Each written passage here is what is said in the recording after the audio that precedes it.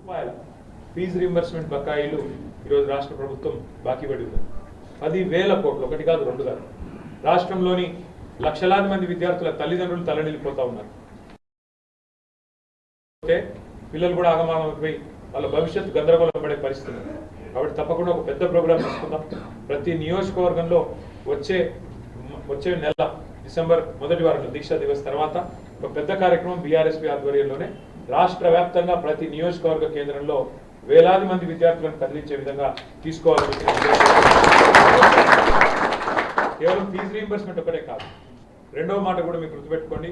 1022 గురుకుల పాఠశాలలు కేసీఆర్ గారు మరి ఎంతో ప్రేమతో రాష్ట్రంలోని విద్యార్థుల కోసం, ముఖ్యంగా బలహీన వర్గాల విద్యార్థుల కోసం కేసీఆర్ గారు ఏర్పాటు చేస్తే ఇవాళ ఆ విద్యార్థులు మరణించే దిశగా, వారికి అన్నం పెట్టక, వారిని సరిగా చూసుకోక, ఇబ్బందుల పాలు చేసి, సరిగా మెయింటెనెన్స్ లేక ఆ ప్రాంగణాలు వాళ్ళ పాము గారి చచ్చిపోయి కల్తీ ఆహారంతో మరణించి చివరికి ఆత్మహత్యలు చేసుకునే దుస్థితి. దగ్గర 100 మంది పిల్లలు ఇప్పటికే గురుకులాల్లో మరణించిన పరిస్థితి మీ కళ్ళ ముంగటనే ఉంటుంది.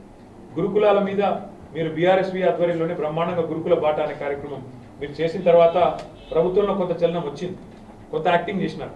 మంత్రి గారు పోవాలా, ఎమ్మెల్యే గారు పోవాలా, అధికారులు పోవాలా అని ముఖ్యమంత్రి ఏదో చెప్పినట్టు వాళ్ళు పోయినట్టు 4 రోజులు యాక్టింగ్ చేసినారు. కానీ ఏమాత్రం ఇంప్రూవ్మెంట్ లేదు. ఇంకేమైనా ఉంటే అధోగతి పాలైంది తప్ప ఇవాళ రాష్ట్రంలోని గురుకులాలు అధ్వానంగా మారిన విషయం కూడా నేను మీకు గుర్తు చేస్తా ఉన్నా. ఆ విషయంలో కూడా తప్పకుండా బీఆర్ఎస్వి కొంత పోరాటం చేయాలి. తప్పకుండా మనం క్రియాశీలంగా ముందుకు పోవాలని చెప్పి కూడా నేను కోరుతా ఉన్నాను.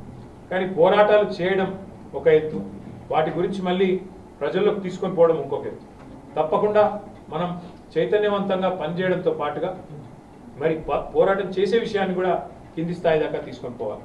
ఇక్కడ ఉన్న ప్రతి పిల్లగాడి దగ్గర, మనోడి దగ్గర, తమ్ముడి దగ్గర మీ అందరు ఫోన్లు ఉన్నాయి.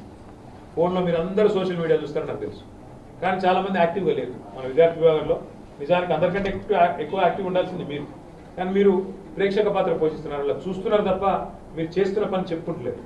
మీరు అలా ఫోకస్ అయితేనే, అలా చెప్పుకుంటేనే, ప్రతి అంశం మీద కంటెంపరీ పాలిటిక్స్లో మాట్లాడితేనే మీరు నాయకులుగా ఎదుగుతారు తప్ప లేకపోతే మరి కేవలం ప్రేక్షకులుగానే మిగిలిపోయే ప్రమాదం ఉంటుంది. ఎందుకంటే ఇప్పుడు విద్యార్థి ఎన్నికలు లేవు, విద్యార్థి సంఘాల ఎన్నికలు లేవు, గతంలో ఉన్నారు. ఇప్పుడు జగదీశ్వర్ రెడ్డి గారు లాంటి నాయకులు వీళ్ళంతా కూడా విద్యార్థి ఉద్యమం నుంచి ఎదిగొచ్చిన నాయకులు. తమ్ముడు బాల్క సుమన్ కానీ, అట్లాగే జగదీష్ అన్న కానీ, ఇంకా చాలామంది విద్యార్థి రాజకీయాల్లోంచి, విద్యార్థి దశలోనే రాజకీయాల్లో, అన్నాడు సిద్ధార్థ కాలేజీలో అన్న కూడా మరి విద్యార్థి ఎన్నికల్లో పోటీపడ్డ నాయకులు. ఇట్లా ఆ రోజుల్లో ఎలక్షన్లు ఉండేవి కాబట్టి విద్యార్థి నాయకులు కూడా ఎదిగారు. కానీ ఇప్పుడు లేవు, ఎన్నికలు లేవు. కాబట్టి మీరు మీ యాక్టివిజం ద్వారా, ప్రభుత్వాన్ని క్వశ్చన్ చేయడం ద్వారా, సొసైటీలో ఉన్న కొన్ని సమస్యలను ఎత్తి చూపడం ద్వారా తప్పకుండా ప్రజల దృష్టిని ఆకర్షించే అవకాశం మీకు ఉంటుంది.